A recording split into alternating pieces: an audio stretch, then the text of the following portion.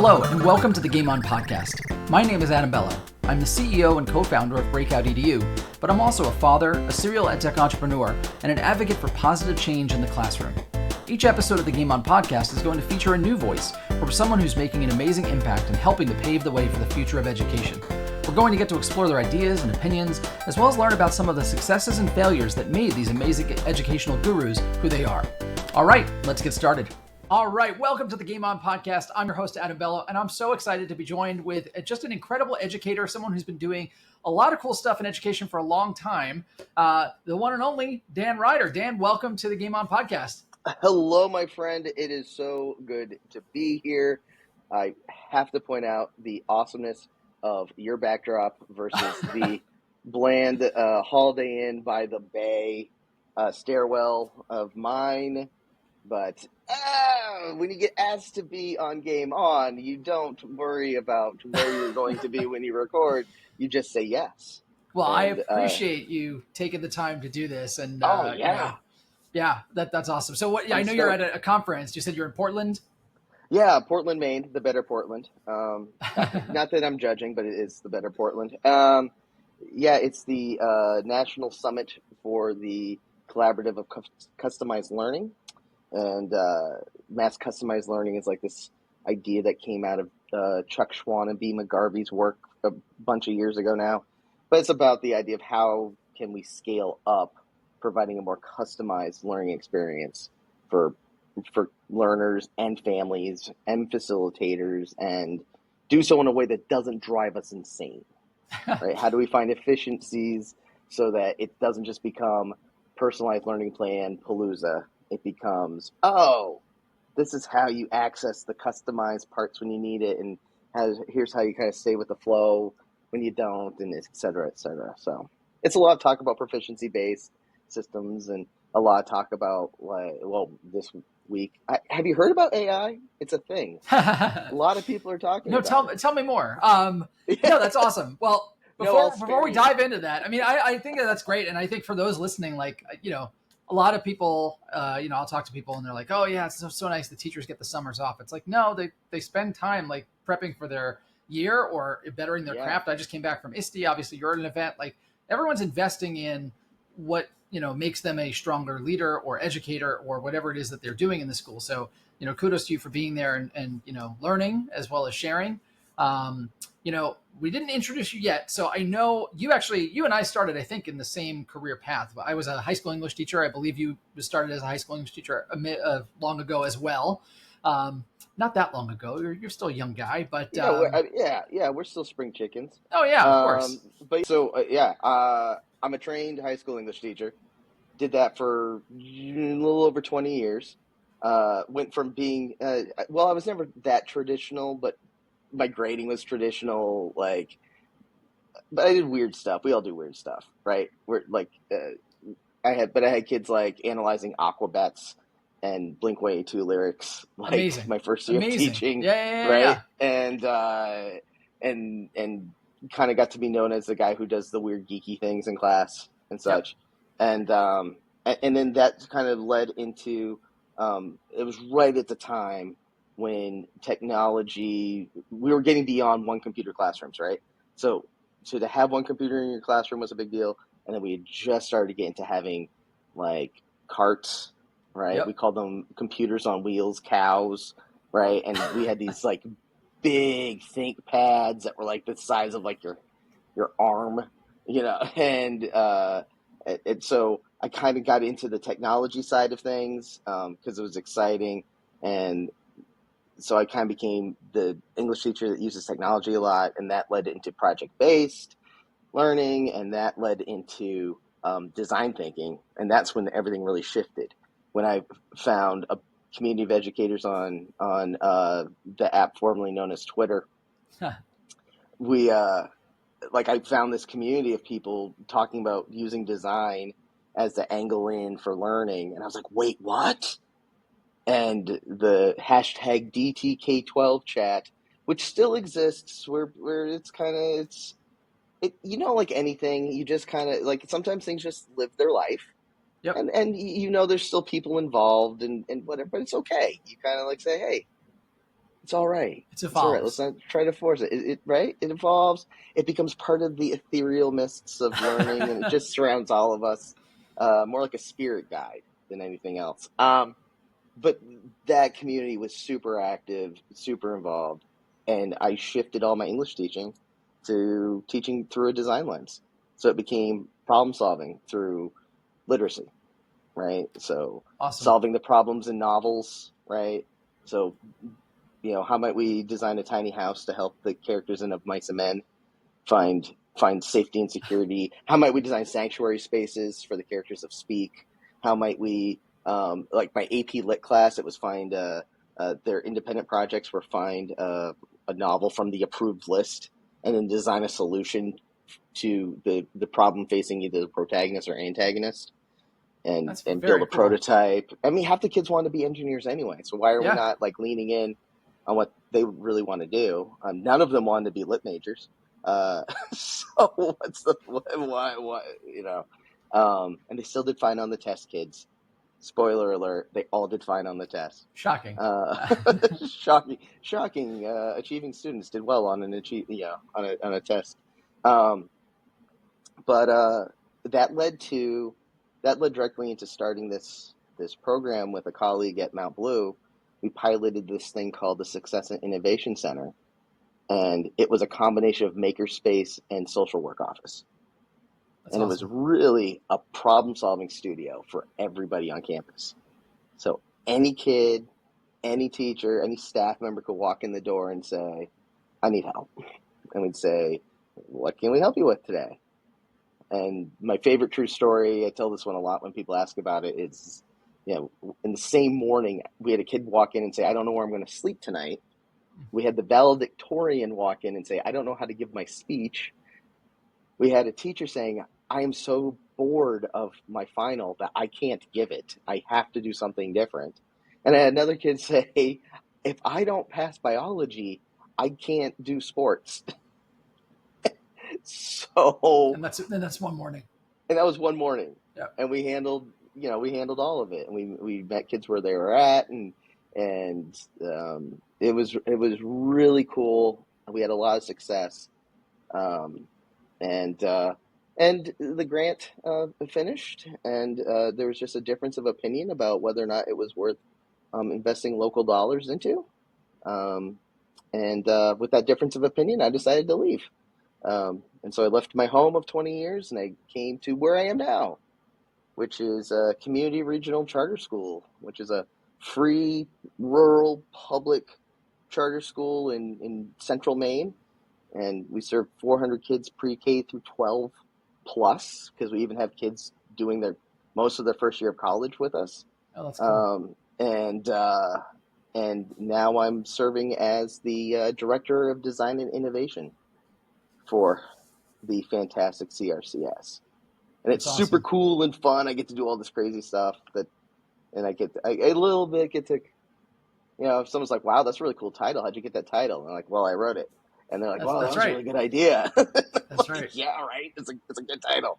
But it does speak to what I do, because That's I get my awesome. hands into everything. Some of the tech stuff, some of the learning stuff, some of the family connection stuff.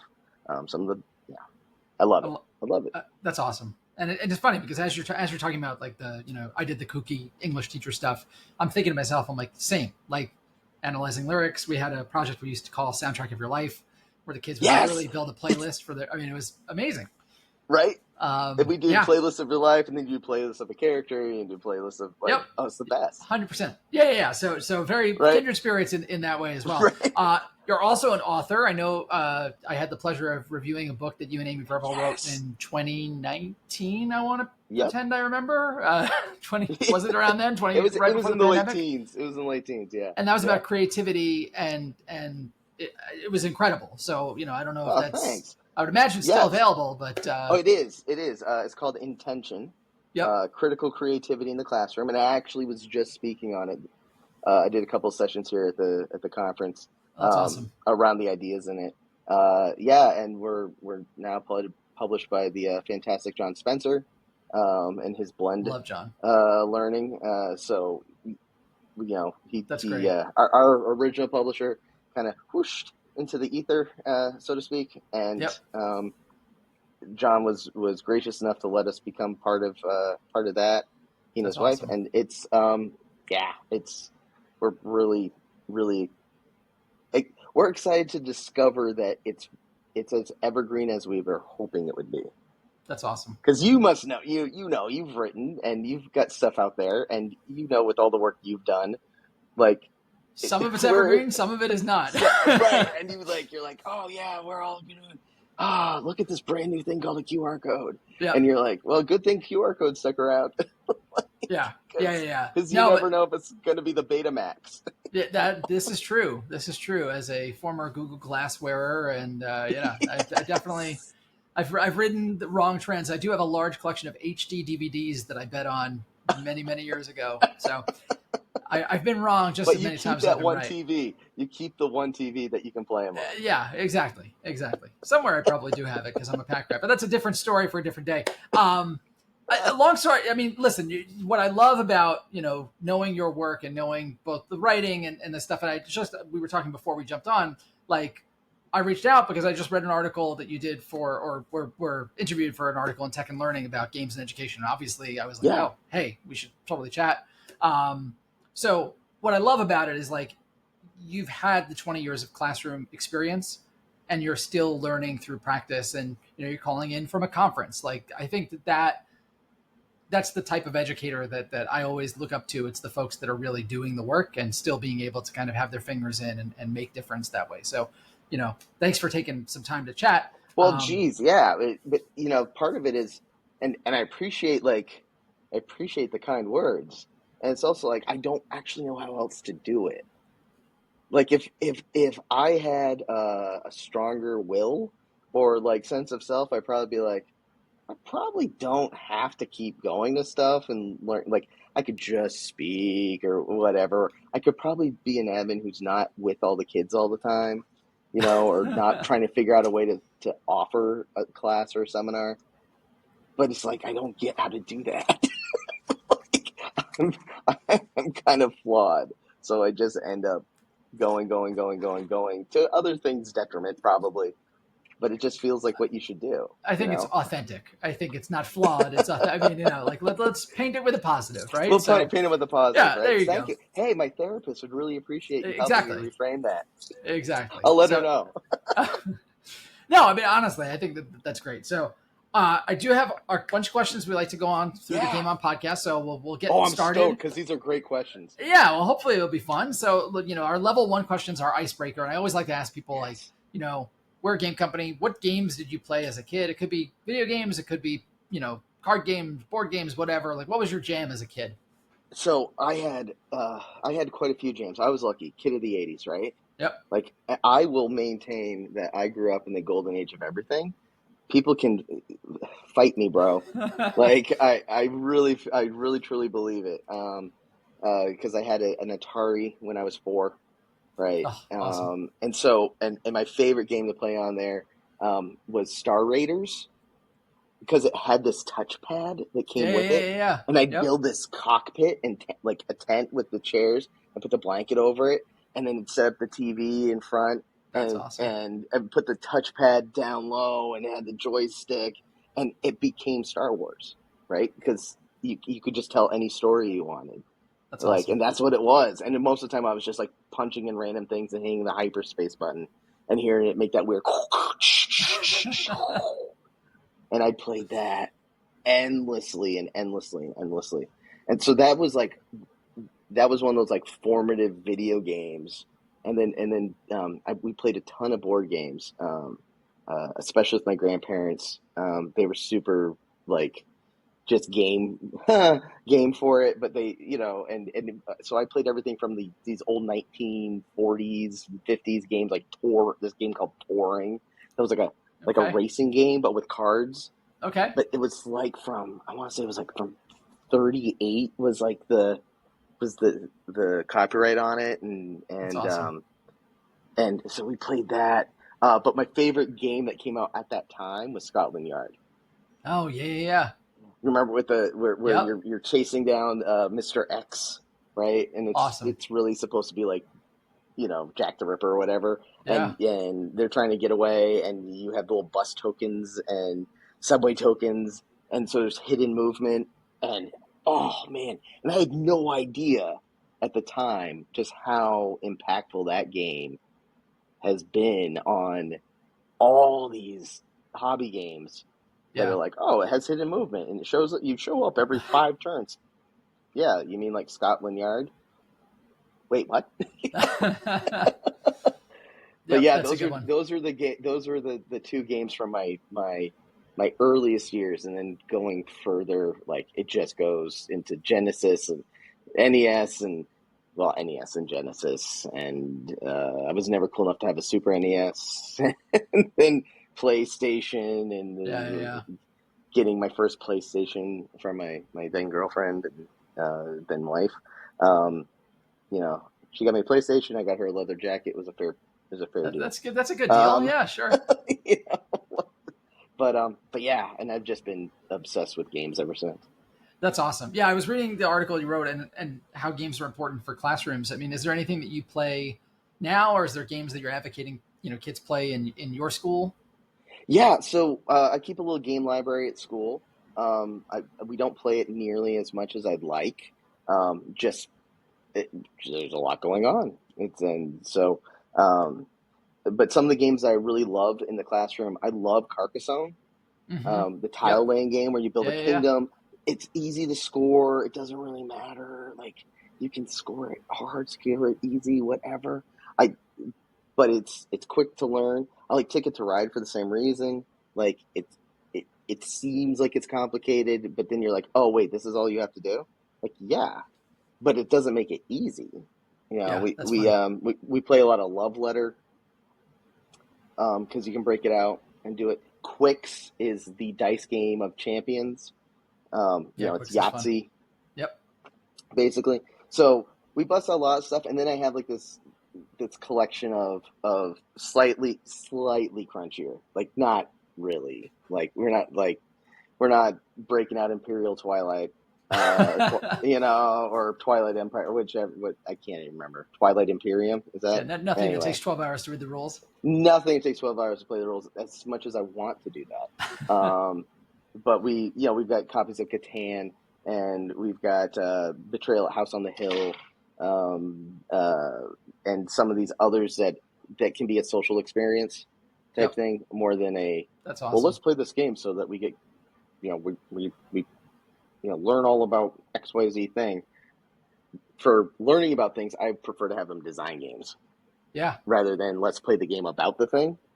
And it's totally. not because there aren't great ones, but I'll find one of those and bring it in as like hey, let's look at this game and see how they handled it, right? That's awesome. Let's look at Whitehall and see what they did with it. Let's look at diplomacy and see how they handle it. Because I'm not going to teach you how to play diplomacy because you're not going to enjoy it, That is likely true. That is likely very true. That's super right? fun. And I'm also not going to play Risk with you guys because that's not how war works. Like geopolitics doesn't work. It's just like, well, I rolled a die and I got more armies. Oh, certainly not these days. Yikes. Yeah, Yeah, that's awesome. I love right. the fact that you've played games and obviously made it a part of your classrooms and your school now, which is super super fun. I feel like we've kind of talked a little bit about your history, at least in job history, but like, what's the origin of that? Like, what made you want to go into teaching? Oh, 100% because I was the nerdy, dorky. I wasn't even nerdy. Like I didn't even get to nerd level. I was that kid that people are like, "Oh, he's in class, huh?" Like here's the roster, and then there's that kid. Hmm. Like in middle school and high school, like especially middle school, new kid to town, didn't know anybody, hadn't grown up with everybody, and so my teachers became my lifeline.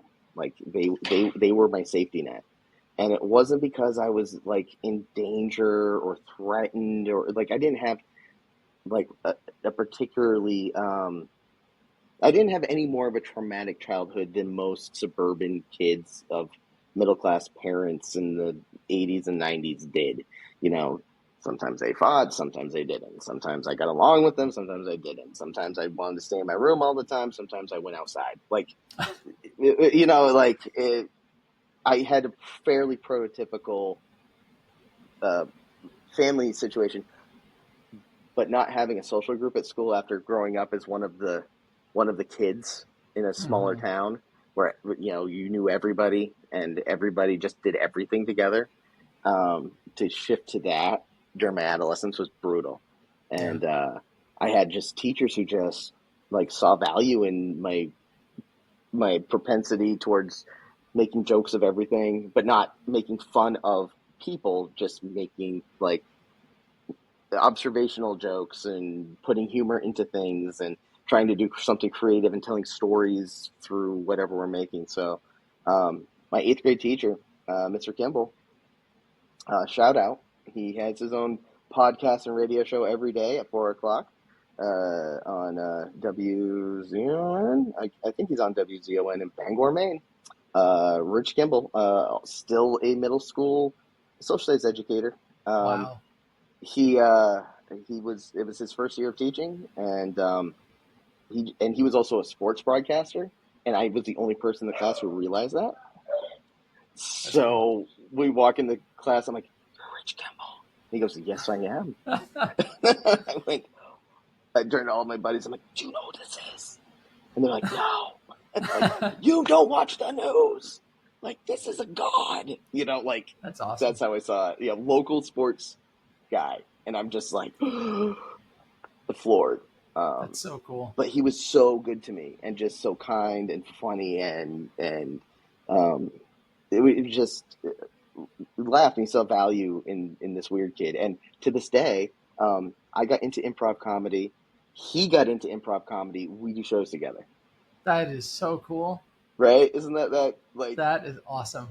Right? But So I mean, it that goes was to the show kind you of like how trajectory. impactful it can be. Like, Yeah. oh, Yeah, that's absolutely. such a cool story. And bringing it back to games, like it was every month we started a new season of the news game where you read the newspaper and Yeah. answer questions every week. And newspapers in education, baby. Another 80s joy that is no longer. That's right. But Current man, that was good events. times. And it was always me and Molly Tomlinson head to head on who was getting more points. And but that, like, I loved it. That's I awesome. loved it. Like, it was the best. And it was just trivia from the newspaper from the week before. But it was like, it gave kids who didn't always feel like they had social capital, like, value, right? That's awesome. And it was so cool. And that just carried on, and I wanted to do for kids what Rich did for me. And I did the classic, like, oh, I'm going to be their friend. And then you get like the day 2 of student teaching, you realize the folly of that thinking. Yep. I got to day 4 or 5, and it really was like a rude awakening at that point too. Yeah. And but I never turned back. Like, I never changed my mind from that That's point awesome. on. That's a thing that I wanted to do since comic book artistry wasn't going to work out so great. So I realized you have to draw the same thing more than once, and the backgrounds. And quickly and well. And quickly and yeah. well, and there's a lot, and I got stressed out at 12. That's what you originally wanted to do though as a kid? Oh yeah. That's awesome. That was a video game designer and a comic book artist. Those were the 2 things I wanted to do. I still have my little weird journal from when I was in 4th grade that has the game I designed in it. That's awesome. That's so cool. But the joke is, I always think about this is like, so I went to film school, and originally I wanted to be a filmmaker and was going to, follow in the path of Steven Spielberg. That was my dream as a kid. But I always think about it, and I'm like, the same way you're, the book about creativity or the presentations you've done, or even your design thinking work, like all of that probably has roots in those passions as a kid. Yeah. I think about it all the time with presentations. Oh, like, and your stuff does too, right? Like, I know it. Like, I know to be a filmmaker. Yeah. I mean, and once you know that about you, because I didn't know that, and as soon as you just said that, I'm like, oh dang, that makes all of this. Like, it's a weird thing. Like the thing that you're passionate about, you could kind of mold it into what you wind up doing. And I think, for so many kids, it's like, I always tell the children that live in my home, I tell my boys, I'm like, listen, just be passionate about it, whatever you do. Like, you'll find some way to make that part of it. Like they love Dungeons and Dragons. I'm like, Right. you might not work for Wizards of the Coast, but you definitely could take all the things you're doing as skills and learning and all that stuff and push it somewhere else. Absolutely. And my friend Robert Condon, who I taught with for years, and he taught personal finance and economics. And he had this great phrase he started using with kids and started pushing. He used to do a class in like how to become a millionaire, right? Mm-hmm. And it was all about how you save your money and compound interest and et cetera, et cetera, et cetera. And it was cool. It was great. But he shifted it into this entrepreneurship mode, um, 10 years ago or something.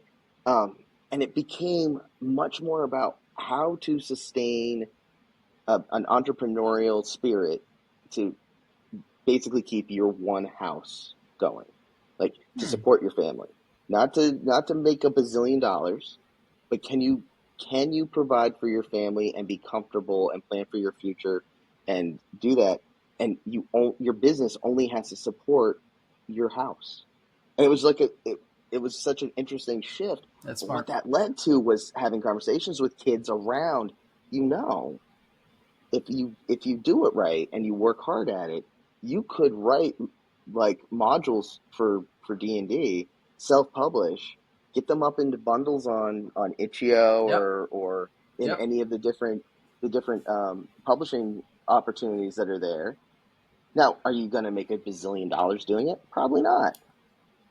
But there's Yep. that the owners of those ones that have lasted, they've got sustainable income, Oh, of course. right? Frog And it's God and something a that they few love others. doing.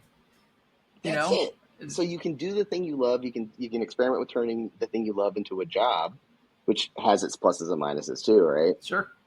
Like I thought improv was going to be like this, like, yes, oh, I'm going to coach. I'm going to start this thing. And it's going to start as a side hustle, and then eventually I'm going to quit teaching because I'm just going to do this. And Yep. like a year in, I'm like, I still want to love doing this, and if I keep doing these workshops I'm not going to love doing this anymore.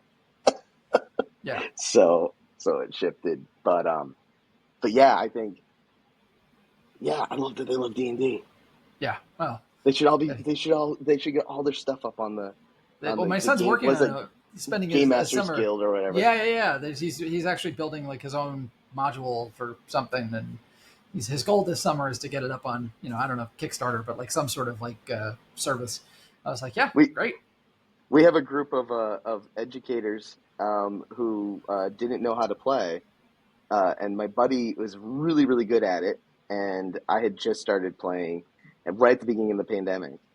Oh, And cool. so then we got these three others in, and we played on Zoom, started playing every Sunday night, and we still have the group going. That's awesome. That's Yep. awesome. I mean, I feel like that was such a good pandemic activity for people that have can just jump online and do that together. Oh yeah. Oh, absolutely. Yeah, thank goodness for Stranger Absolutely. Things for making that non stigmatized for today's kids. But no, that's awesome. So I mean, we talked about passion a bit. I feel like there's so many. I feel like you're saying stuff and it's making my brain go, yeah. I totally like. You do the same thing like, to me. I'm loving it. So we're here. It's the middle of summer. We're getting ready for back to school. What are you excited about for the year to come? Whether it be like your own personal learning or Dude, whether it so be like much stuff. people in your school. Right. Man. So I'm one of those weird people that you get to the end of June, other people want a break, and I'm just like, can we just take like a week and then Huh. get right back at it? Like, not with all the kids, not with everything, but just like, I just get so excited about ideas of what we can do next. It's awesome. So this year I'm excited to really. Last year I said we were going to do it, but we did the baby steps that we really needed to do the year before to start our esports program. So we're going to have esports, and I'm excited about it. We're doing it as an independent club. We're not tied into the state's like athletics program, which gives us a lot more flexibility and freedom for us, which is what we need. Like, our kids don't stay after school. We have no homework. Our kids come from 18 different towns. Wow. To school. Some of them travel a little over an hour to get there each day. And so for equity purposes, we have a longer school day, but we don't. There's no expectation of homework. There's no and there's no after school clubs and activities because we don't want a kid not to be able to do it just because and be shut out of an activity. I love that. So yeah, some people might be like, well, what about for the kids who could do it? Yeah, I get that, but there's also that's when they should talk to their towns and say, how come my town doesn't have things, or like how and there's nothing stopping them from creating their own little club that meets somewhere at the library or whatever. Like, Yeah. you guys can still do it. You can, right? And kids can still play sports, but we don't have sports programs. They go and play for the town that they live in, or where they would go and play, and we make that all work with transportation and stuff. So kids don't get shut out, but it makes things like an esports program need to function in a different way from a typical scholastic one, right? Sure. So I'm really stoked about getting that going finally. I'm really stoked about how many more people have capacity to 3D print in our school. More people are learning how to do it. Megan Gibbs is amazing. She just is willing to learn stuff and teach herself and try things. And my colleague Rusha Cassiani, she's got a 3D printing farm going at our elementary school, and we've moved beyond the tchotchkes. We're now into I was just going to kids ask that. actually making things. Yeah, I was just going to say, I'm like, are they printing off Thingiverse, or are they designing their own stuff and printing that? Which I love. Right? That's awesome. We've pushed beyond Thingiverse. It's find a thing on Thingiverse that you like, and so you get to see the process. Cool. Now you've made one. Great. Now what are you going to make? What are you going to solve? What are you going to create? What's original? What's new? And so that idea of leveraging all the cool crap that we got last year that we just started to use. We've got a planetarium. We got a Star Lab with a grant. That's awesome. Yeah. That's awesome. So what can we do with that? And I'm like, dude, guys, the movies, the things that we can make, They're like, but what about the planetarium software? Sure, but look. That's awesome. Yes, there's so stars. Cool. Great. By the way, do we have how can we make a 360-degree video of anything so we can get it in here, right? That's super cool. Yeah. Oh, I love that. Yeah. I love that. So that's what so the new esports program, more 3D printing. Any challenges that you're looking to tackle this year? Oh, no, it's going to be perfect. Of course. I don't know. I hear other schools have challenges. None. Oh, I'm glad you solved that. You should write another book on that. Yeah. How to do it right. How to do it right. In parentheses, a lie. No, so we're bumping into challenges that everyone bumps into. Finding staffing, and it's especially challenging for us because we're mission and vision driven. So we can't just be like, well, let's just find anybody who can teach content. Yeah. Or let's find anybody who has that certification. They really also have to be a fit, right? And they have to be part of something that's bigger than themselves, in order for it to work. And that's okay. But it's harder, right? And because we are a charter school, there's a lot of assumptions people make without doing their research necessarily. And I hate using that phrase even, but really finding out oh, wait, you guys don't cherry pick. No, we don't. Trust me. There's no, spend one day in any of our buildings, and there's no way you could possibly assume that we only take one type of kid. Mm-hmm. We have every type of kid from every background, from every situation, and we're designed to. That's our intent, is to give every kid who decides to come with us an opportunity to have a project-based, a customized to their particular needs. And we say customized because it really is about making choices that lead to your experience being what you're looking for, as opposed to personalizing, which is well, take the thing that we gave you and then see what you can do with it to make it yours. Right? That's a distinction that B. McGarvey makes, and I think it's a fair one. It can be a little nuanced for kids, but they start to get it when you realize wait, I don't even follow the same schedule as this other kid. Like, I don't even, like, my schedule, my days, like, all cracked out, like, in different ways. Yeah. And I got these, oh, I do this. And you're like, yeah, because we know you want to learn things. So we found a way to structure your day that better fits how you learn the things. Huh. But it's not just going in and saying, well, you can pick between these three activities, like, or these, Right. these project choices, right? It's more than just, well, you could read the book or listen to the book. It's like systemically over time, how do we make sure that everybody can access those choices all the time, not on a one-to-one basis, but on obviously everyone can pick the format that works best for them because they're making that choice, Yeah. and their choice may be just like somebody else's choice, and that's okay. Do you think that that's spreadable to other schools, or do you feel like it's the benefit of the fact that your school set up the way it is with the number of students and teachers and? Well, the summit I'm at is all about spreading it, but it's Mhm. curious because when um, proficiency based really hit, or standards based, however you want to, wherever you are, you Sure. change your name. Yeah. I like proficiency based. I think it better describes what's happening. Um, there was a big movement of it here in Maine. There was a big pushback. It was pretty severe backlash. It made it really hard for some schools to keep going. A lot of them kind of dropped it. They kept little pieces of it, but there were a handful of schools that still that held tight to it. And this was before I came over. Like, I joined the school because it was one that held to it and Yeah. still believed in what I was absolutely all in on at a more traditional school, and they risk averse, change averse, Yeah. et cetera, right? Um, So it is possible. It's super possible. It's hard, and we don't do it exactly right. I mean, it's the point is that we're all still figuring stuff out, because Sure. no matter how you try to change a school, there are things about school that make school school that are always going to be causes of friction and people wanting to, like, rip their hair out. And I don't have any left. You don't have any left. We've I'm got done. nothing. I was there a There's long time. As for there, you, it's there come on. right. It's done. This is not an option anymore. But instead, it's just foreheads and like worry lines and stresses and veins, um, because it's school, right? And anytime you have systems of power and hierarchy and decision making and not decision making and gatekeepers and Yep. stakeholders, it's just it's human, right?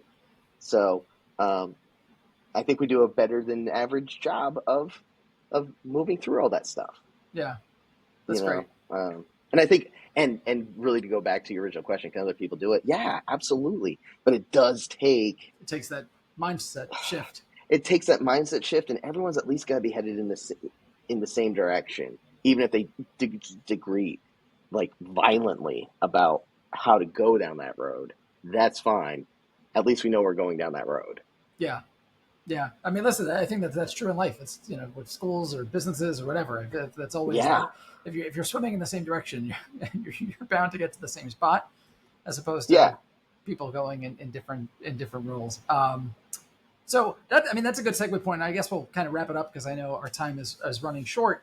Um, but as we head into a new school year, and as you talked about what's possible and what you're excited for, and then some of the challenges as well, what would advice be, whether it be for a new teacher or whether it be for a seasoned teacher? Like, what would your advice be for people going back to a new school year?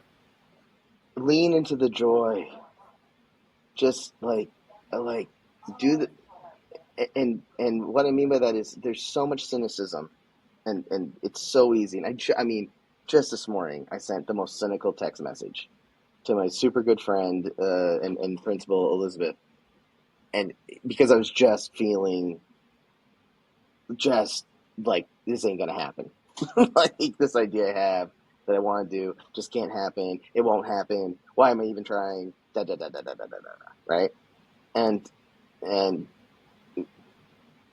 it's so easy to go there. So I had to, like, well, I went and did 2 sessions, and during those sessions, like, while I was running them, I just leaned into the ridiculousness and the joyousness of making original games in one session, and then just doing critical creativity experiences with goofiness but also did some there's some really cool thinking happening in the room about color theory and how using colors and giving each of them individual names can be used to apply it to all these different things. And we were doing some stuff with transforming lyrics and just transforming the fonts and the colors and for meaning. And we got talking about civil rights movement. I mean, it just started going into all these cool places, right? And that was because, and this isn't like a because you did it my way. No, because I had to remind myself, lean into the joy of it. Oh, this is exciting, this is fun, and it's hard, right? Everything, but that's the thing that I think we get really caught up in, the frustration points, and it doesn't take long to fall back into that, right? So there's a reason why we do what we do and why we want to do what we do. And if it's coming from that place that's authentically good, because I don't know that many people who are teaching these days just for the summer. Yeah. Because that's not real. I don't care how many people whose next door neighbor was a teacher in the 70s are like, no, they did it just to get the vacation time. Okay, fine, whatever. But there ain't nobody doing it for 6 weeks, air quotes off. Right. Nobody is doing it. Right. Well, it's not 6 weeks. It's 3 months. No, it's not. Nope. Middle of June to end of August isn't 3 months. End of towards the end of May to the first week of August isn't 3 months off either. For math. Right. Yeah. Right. None of this is so just lean into that, because that's kids. It's infectious for kids too. They love authentic joy. They want to experience it. They want to have it. And we every day we get an opportunity to create an experience that allows them to have that, to experience vicariously through us. Because sometimes I've had so many kids say I don't give a flying crap about this, but you are so into it. It's okay. I'm happy because you're happy. Yeah. There you go. No, but it's true. You're absolutely right. You're absolutely right.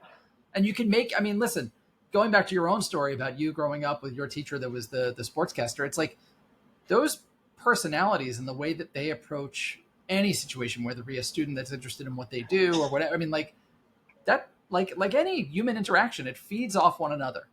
And, I love that. I feel like we go in with that positivity, and obviously stuff, as we know, is not going to always work out. You'll be throwing curveballs day one. Oh, yeah. But keeping that goal in mind is so and I'm key. sure if a kid was listening to this, they'd be like, dude, you were so angry all the time. What is happening? But no, I've gotten a lot better about managing that side of my frustrations. But yeah, it just, we know we were talking about TikToks, right? A little bit ago before that we started recording. And so we know joy exists in the world because TikTok is built around joy. Whether you like TikTok or hate it, most of the content on TikTok is about making people laugh, smile. Sure. Right. And this isn't an ad. That's just what it is. Right. Instagram, you could say the same thing about most Instagram reels are there to make you laugh, smile, have a pleasurable experience. Right. Sure. Schools can be that without becoming TikTok, without becoming Instagram, without becoming literal song and dances. Nothing wrong with song and dance in a school. Right. They don't have to be that to still be joyous, places where kids want to come because, oh my God, this was actually I did really hard thinking and it was enjoyable because we were leaning into just a joyful experience. I love that. Yeah. I love that. It's literally our company's mission is literally unlock the love. It's right on my shirt. You're wearing the shirt, man. Yeah. But that's the ethos, right? It's our mission statement starts out, it says learning and fun don't have to be antonyms. And exactly. Yeah. Exactly. So, and that's where, the serious fun and all that comes into play. And I just, that's where I'm at now with my career. And then when I look back, we've been doing the reflecting thing, right? What's the thread? Right. Oh, the whole time we were doing serious fun. When you were in film school, you were doing serious fun too. Yeah, right? 100%. Like it didn't matter what the story was. You're making a documentary about the saddest thing in the world, and you're still doing serious fun. I always say, yeah, I mean, it's totally true. And I always say, like, whatever we're doing now, and this goes back to when you're a child all the way through, like, whatever we wind up doing, 10 years, 15, 20 years from now, it's like, it's all building blocks. And so Yeah. you're building the next chapter of your own life for better or worse. And that goes with, I mean, literally, it goes with everything. It goes with health. It goes with learning. It goes with your job. Like, all of this stuff is so basic. Right. And it's why we have so many Lego bricks. That's exactly Lego true. bricks everywhere. Legos this is very everywhere. true. They will inherit the earth someday. You know what will happen? It's going to be like Planet of the Apes, and there's going to be the two people running on the last two surviving humans are going to be running on the beach, right? And the horse, Charlton Heston, gets off. He's going to reach out into the sands, and it's going to turn out to be that beach in England where all the Legos still wash up. And he's just going to pull them out, and he's going to be holding like this yellow brick, and like amazing. They blew it all up. You blew it all up. And then fade. Spoiler alert. Everything is awesome song. Okay, yeah. Yes, and everything is awesome with the Statue of Liberty shattered in the back. I love it. Oh well, I think that's a great note to end on, Dan. I mean, I don't know. Well, I think we pretty much just wrote like the next summer blockbuster. I hear the box office could use some help. So you could use AI to create that right now. If you're a producer and you're out there looking for something, you get that one for free. That one. That's awesome. No residuals. I love it. We mentioned your book a little while ago, Intention, Critical Creativity in the Classroom. Where else could people either read more about you or find more information about you online? So you can find me at danryder207.com. It's a sparse yet magical place. But you can find out more about me there. I'm on social media at Wicked Decent. On the X. Okay, it's Twitter. I can't even say it. I know. It was so important. And then Instagram, I'm also at Wicked Decent. And then, but really, I'm trying to live most of my professional life on LinkedIn because I'm finding it very fulfilling, which is kind of awesome. Cool. But it also might mean, dude, you're almost 50. When you start being like, I mean, I love it on LinkedIn. That might be like a signal. But please reach out, check out that work. If you get an opportunity, go to americanenglish.state.gov, free website, brought to you by the U.S. Department of State. My good friend Jackie Gardy and I have collaborated on a bunch of projects, but two on there are a deck of cards based on the book called Critical Creativity in Action, totally free to download and print and play the PDF. And there's a 22-page comic book guide to creating comics called Panels and Perspectives that I wrote. And that's also available. So free stuff. Love it. Stuff that you can buy to help my rising senior consider college more like seriously. Like I just, we can buy her one book with that royalty check. So I'll take it.